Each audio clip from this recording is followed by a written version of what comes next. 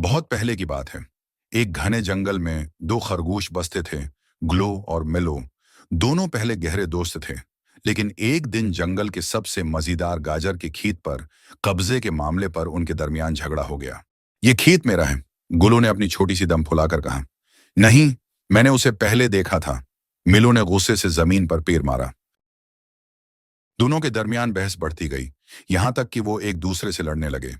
कभी गल्लो मिलो पर छलांग लगाता, कभी मिल्लो गल्लो को धकेल देता।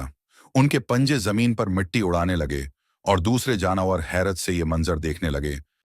ये लड़ाई काफी देर तक जारी रही, लेकिन अचानक एक बड़ा भेड़िया जंगल में आंकला। सब जानवर खौफ से कांपने लगे, लेकिन गल्लो और मिलो अपनी जंग में इतने मग्न थे कि उन्हें पता ही न चला। जैसे ही भेड़िया इन पर हिले गए, झपटा, दोनों को एहसास हुआ कि वो खतरे में हैं।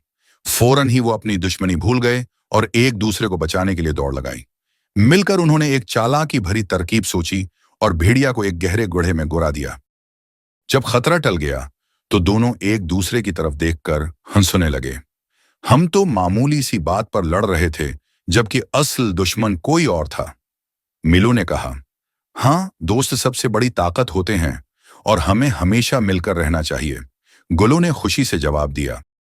उस दिन के बाद गुलो और मिलो ने कभी झगड़ा नहीं किया और मिलकर गाजरों का खेत बांट लिया। जंगल में फिर कभी खरगोशों की जंग नहीं हुई, बस दोस्ती और हंसी खुशी के दिन थे।